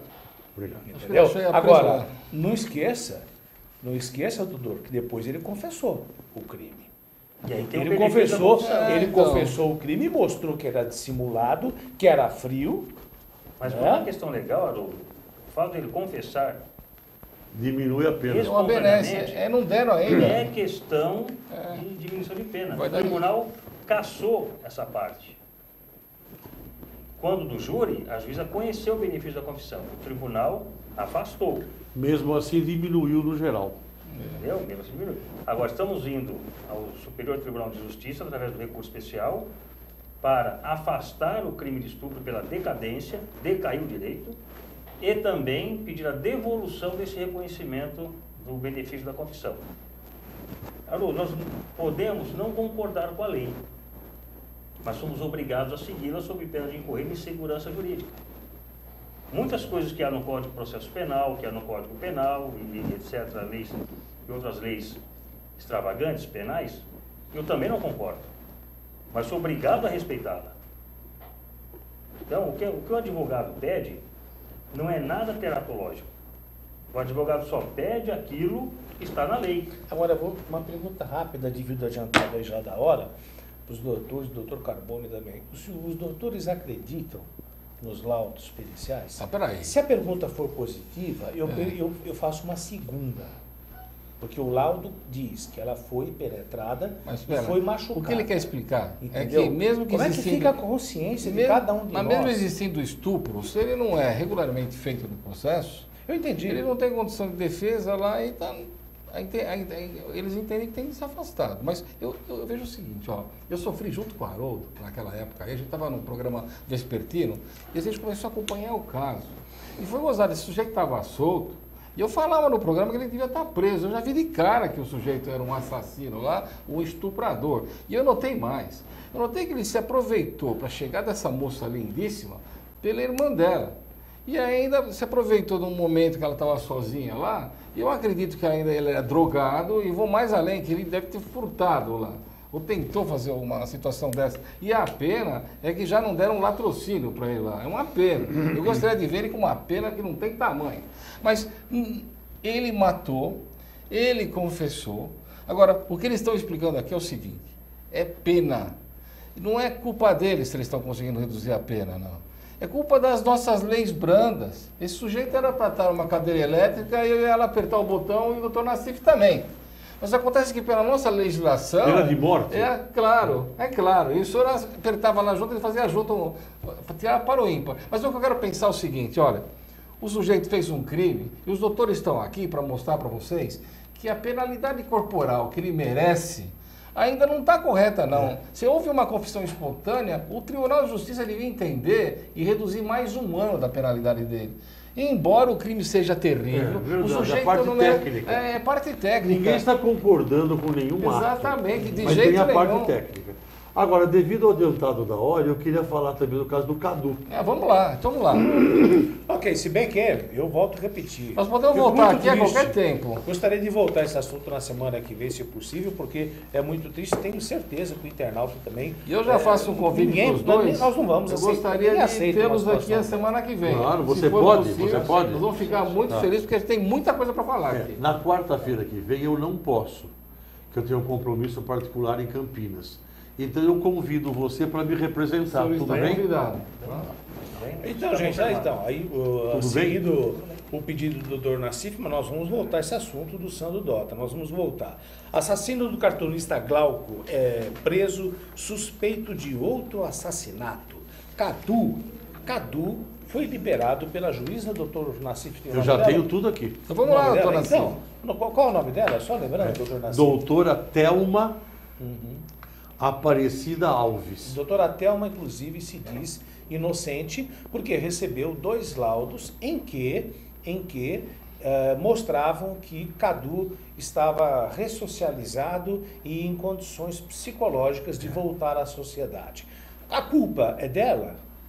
Será que nós não deveríamos, em casos especiais, pedirmos mais laudos, não só de 1, 2 profissionais, mas de 3, 4, para não cometermos Eu tenho resposta. esse erro? Porque nós já sabíamos, doutor Nassif, ele tinha um diagnóstico de esquizofrenia. Aliás, tem uma droga aí que se usa no nome de uma seita, que eu vou poupar o nome da seita, mas é o ayahuasca. É uma droga altamente alucinogênica, porque para uma pessoa que já alucina e delira, como é o caso do Cadu, e que tomava medicação antipsicótica, ele tem que estar muito bem administrado. E voltou rapidamente, parece que ao consumo de drogas ilícitas e, enfim, os fatos falam por si. Ele não estava preparado para voltar ao convívio social. Quem errou? Olha, eu tenho uma explicação bem própria, porque eu conheço bem o caso. Aconteceu o seguinte, ele ficou no ínterim de 3 anos, bem guardadinho, bem fechadinho, sem possibilidade de sair, numa casa de custódia, etc. Muito bem. Depois, a doutora Thelma Aparecida Alves, da 4ª Vara de Execuções Penais de Goiânia, ela recebeu os laudos, depois desse ínterim de 3 anos, em relação a ele. E os laudos totalmente favoráveis a ele, dizendo que ele já estava preparado para voltar à sociedade, desde que ele, que ainda continuava esquizofrênico, que tomasse a medicação cabível. Então a doutora Thelma entendeu, acreditou nos laudos, e também nesse programa, que tem um nome que é o seguinte: Programa de Atenção Integral ao Louco Infrator. É um programa que tem lá em Goiás. Vou repetir: Programa de Atenção Integral ao Louco Infrator, PAILI, lá em Goiânia. A doutora Thelma viu todos aqueles laudos e deferiu o tratamento ambulatorial para ele. O tratamento que ele estava desde agosto de 2013. Muito bem. O Ministério Público não recorreu dessa decisão do tratamento ambulatorial. E ele foi para o tratamento ambulatorial, tomando os remédios de esquizofrenia, quando então aconteceram esses fatos, o novo assassinato. Eu entendo que a juíza não deu uma decisão correta, entendo que o Ministério Público deveria ter cassado essa decisão e que ele jamais poderia ter voltado à sociedade sabendo-se que ele continuava esquizofrênico e aconteceu o que aconteceu. Essa é a minha opinião. Olha, eu, antes de passar a palavra para o doutor Carbone e para o doutor De Paulo, eu concordo. Concordo porque, por mais que a juíza não seja a especialidade dela fazer um diagnóstico e um prognóstico de um esquizofrênico, não é a primeira vez que ela fica sabendo de casos dessa natureza. E ela tinha o poder de, mesmo com esse lado, de ter dado um breque, claro, por prudência. Por prudência. Então eu acho que tanto o Ministério Público também, e volto a repetir, hoje não recorreu. Há uma necessidade, gente, de não se internar ninguém, para se poupar a pasta da saúde, há uma necessidade de soltar detentos, porque está tudo lotado, entendeu? E o que acontece? Nesse caso foi um absurdo. Cidadãos de bem, somos obrigados a viver com enfermos. Aliás, hoje na página da UOL, estava lá, mais de 12%, só em São Paulo, dos detentos sofrem de transtornos psiquiátricos. Era para estar em tratamento. Você me permite pequena parte, antes de dar a palavra para o Carbone e para o De Paula? O artigo 182 do Código de Processo Penal é claro ao dizer: o juiz, o Poder Judiciário, não é adstrito ao laudo. Claro. Então, não é porque o laudo foi favorável que ele poderia ter sido solto. A gente tem outra coisa mais séria ainda. O Champinho era menor de idade. Ele fez aquela arbitrariedade, aqueles assassinatos malucos. Ele está preso até hoje. Eles falam que não, ele está guardado. Está numa cana desgraçada. Está preso. O Chico Picadinho, ele matou uma mulher picada lá em 1966, ficou 8 anos preso. Soltaram o sujeito e ele pegou e matou outra. E pegou Não mais pode 20 ficar anos. solto, né? Vamos ouvir primeiro do De Paula, mas não se- pode ficar eu só solto. gostaria de lembrar Peraí, aos doutores o e maníaco internautas do- que o Champinha sofreu porque se fosse deixar pela lei, ele já estaria solto. mas há muito o tempo. problema é a lei. Agora, Essa a comoção social que fez com que o juiz tomasse uma medida Mas peraí, ó. de defensiva para segurá-lo. O maníaco do Por parque. que não se fez a mesma coisa com O maníaco do parque também é doido, pegou 30 anos, cumpriu de ponta, matou lá não sei quem lá, voltou de novo, está preso. Então a juíza tinha instrumental, mesmo com os pareceres, de negar e ir mais longe, pedir outros pareceres. O que acontece de verdade é que ela não estava nem sabendo qual é o caso. Ela foi técnica, ela leu os pareceres, o homem estava almoçando, saiu de lá e aprontou de novo. Matou.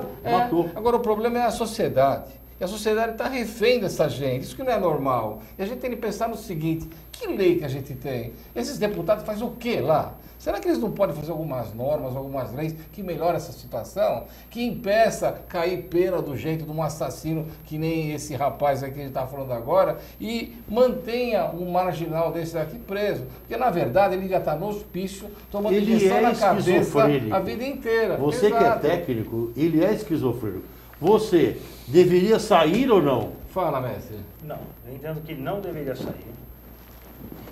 Mas o Mauro Nassif levantou muito bem a questão do Código de Processo Penal, que o juiz não está vinculado ao laudo. Não está obrigado a decidir de acordo com o laudo. Há vários casos, o laudo criminológico, por exemplo, uma progressão de regime, o laudo vem contrário ao réu. E às vezes o juiz concede a liberdade. Às vezes ocorre o contrário. O laudo vem favorável ao réu e o juiz nega. Então, mas aqui, eu não quero atribuir culpa à doutora Thelma. Eu vejo que ela decidiu por um caminho. Tinha lá o laudo, embora, como você bem disse, ela não é técnica, ela se valeu de técnicos. Então, ela tomou uma decisão de acordo com o laudo. Então, na minha opinião, embora ele não tivesse, não pudesse ter saído, eu entendo que ela não errou. Quem eu entendo que errou foi o promotor. Não recorreu. Que quedou-se inerte. E os desembargadores não apreciaram a matéria. Então, o tribunal não chegou a apreciar. Mas, doutor De Paula, sabedor do senhor que está colocando de uma forma tão prática para todos nós e para os internautas, doutor Nassif também, eu acredito que a juíza, a doutora Thelma, como todos os magistrados, devam ter um raciocínio que não foge muito da sua coerência. Sim. Ou seja, eles têm o poder de vetar, mesmo vindo um laudo contrário. Por quê? Porque é grave. E o juiz tem, na faculdade, antes de ser magistrado, ele conhece muito de medicina, medicina legal, de psicopatologia, tem aula e sabe que um esquizofrênico, ele, principalmente na faixa etária do Cadu, e com a medicação que ele tomava, e com o passado de uso de drogas, é uma bomba. Eu peço uma parte, eu então, sei que já está por acabando. prudência, ela, na minha opinião, ela poderia, ainda mais com os poderes que tem, e sabendo da nossa saúde, ela cumpriu a lei, da nossa saúde pública. Eu peço mas uma ela parte, poderia ter feitado. apesar do adiantado da hora, eu peço uma parte para fazer uma parte para ele, que é o psicólogo. Eu queria saber, doutor Haroldo, qual é a sua opinião, que eu achei estranho, qual é a sua opinião sobre o nome do programa? Por favor, programa está aqui, por favor. Programa, olha lá. Ele estava no programa, você pode ler alto, por favor? Programa... Atenção integral ao louco infrator. Qual é a sua opinião sobre o nome do programa? É um absurdo. Proteção integral ao louco infrator. Você usaria esse nome se fosse dado a você a oportunidade de dar o nome? Não, tanto é que usamos aqui o tempo inteiro esquizofrenia. Usamos o nome esquizofrenia. Proteção ao louco infrator. Mas, doutor, ela falou... Você não concordou com o nome? Não. Com o nome do programa? Eu só queria reafirmar aqui uma coisa. Eu não concordei. Do programa ou do diagnóstico? Não. Do nome do programa. O nome é Programa de Atenção Integral ao Louco Infrator. É um nome meio estranho, não? só quero reafirmar aqui nem uma coisa dizer, aqui, o internauta e eu também entendi. O nome, isso mas é até o nome. é reflexo da situação da saúde pública. Tá bom. Haroldo, quando eu disse que eu entendo que a juíza Kelma não errou, eu não estou concordando que esse sujeito deveria estar solto. Claro. Não é isso. Na minha concepção, ele deveria continuar em tratamento. Então, na minha opinião, quem soltou esse indivíduo não foi a juíza. Foi os laudos.